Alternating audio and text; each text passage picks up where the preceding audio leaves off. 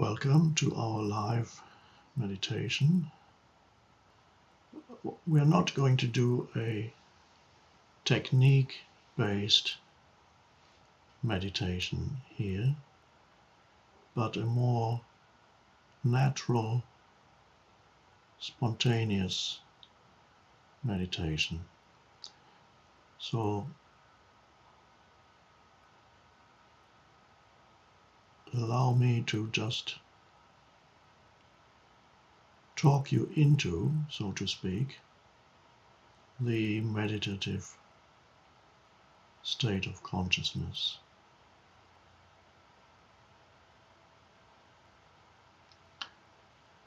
The two ingredients of our meditation session here are the words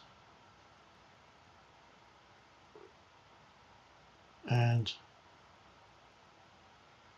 the spaces between the words. Yes, there's also the visual. You see the image on the screen.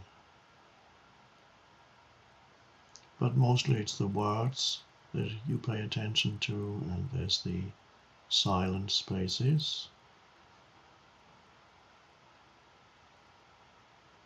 And usually you would always just be waiting for the next thing the speaker says.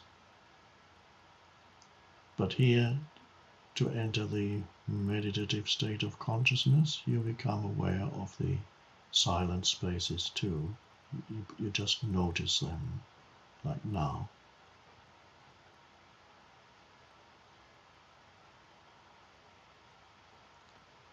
And you may notice that when you notice the silent spaces, for that moment, your mind also becomes silent.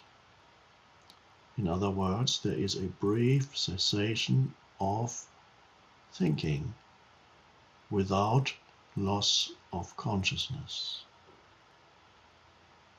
like now.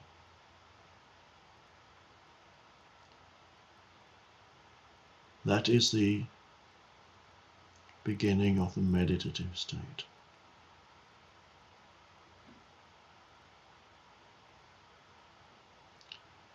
And it may come as a surprise to some of you that although you probably think continuously every moment, almost every moment of your waking life, it doesn't have to be like that.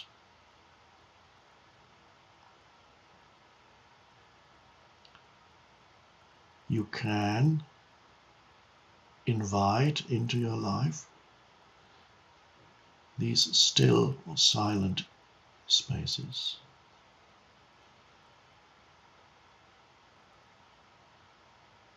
In fact, it's absolutely vital, essential for any human to have some access to that inner stillness.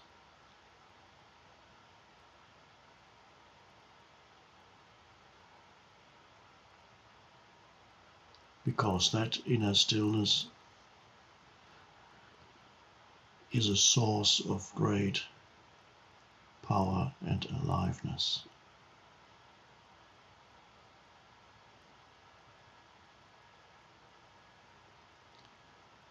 And it's also a place where you can sense the deeper feeling of being you.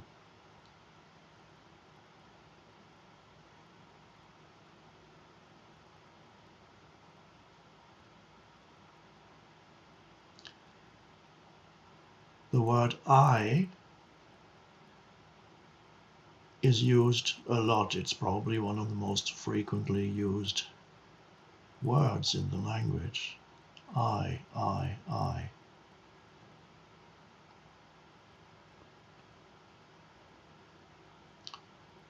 And usually it refers to yourself as a, let's say,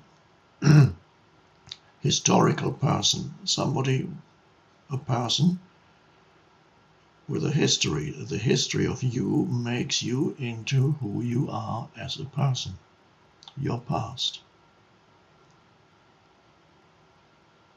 And then it includes the I, refers also, of course, to your current circumstances, whatever you identify with, whatever you derive your sense of self from, whether it's possessions, or you can derive your sense of self from your possessions. You can also derive your sense of self from your lack of possessions, which could be interpreted as either that you are worse off than other people, then you have a sense of identity there, made up of certain thoughts. Or it could be interpreted, the lack of possessions could be interpreted as, I am more spiritual than all those people who have these possessions. Which again, it's a sense of identity based on a little story in your mind. And usually the word I refers to that mental entity that consists of things that you, over a period of time throughout your life, have identified with mostly, and those things become your sense of who you are. Successes, failures, relationships, possessions, status in society, things that other people did to you, you did to other people. All those things become mental stories, and they give you your sense of self, and this is what usually the word I refers to.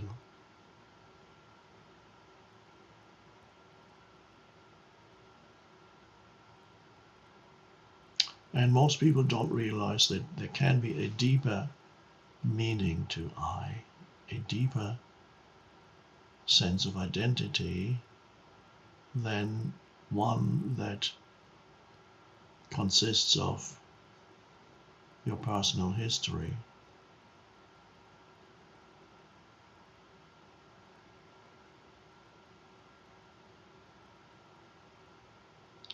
And meditation, in a wider sense, or the meditative state, is here to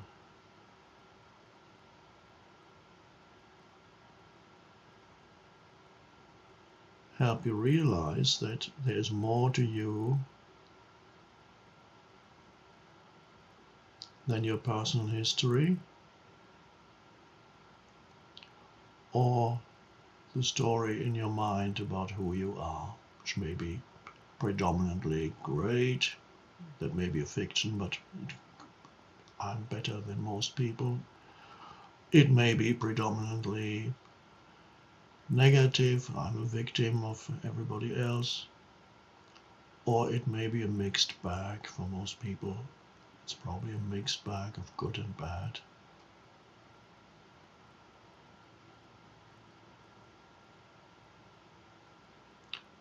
But if you never go beyond that sense of self, that's a very limited existence, but that kind of limited existence is normal. Whenever you watch movies and so on, it's usually about people who lead that kind of limited existence, although there are some movies occasionally where you see a glimpse of something else. That's the spiritual dimension, that's going deeper within, as we're doing now.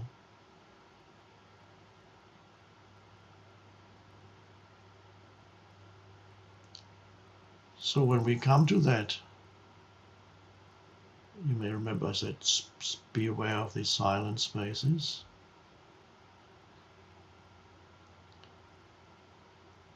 Even though they may be short.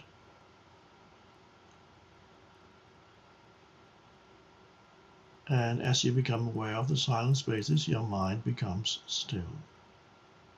Just for that moment, like this moment.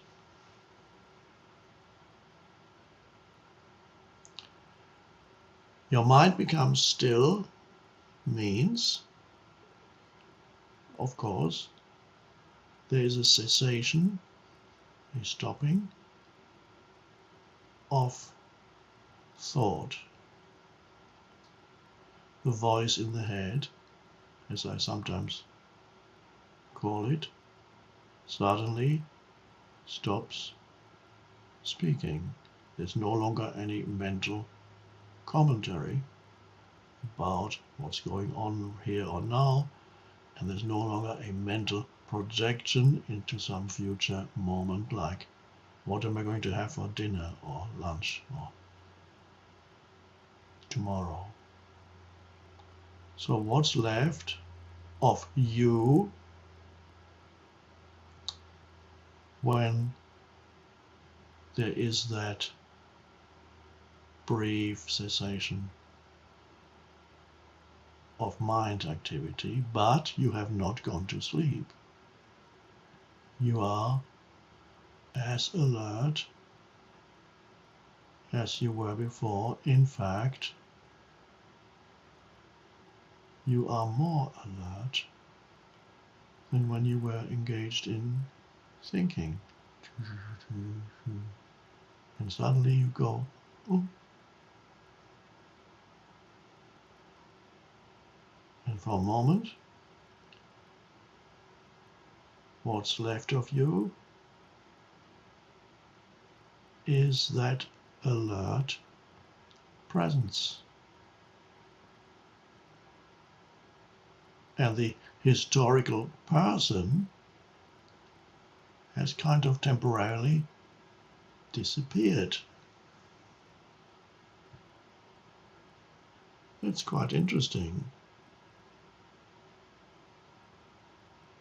And without having any story in your mind to tell you who you are,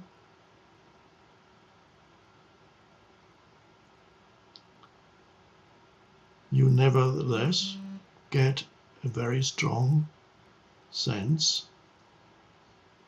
of beingness or presence. You can sense that there is a presence.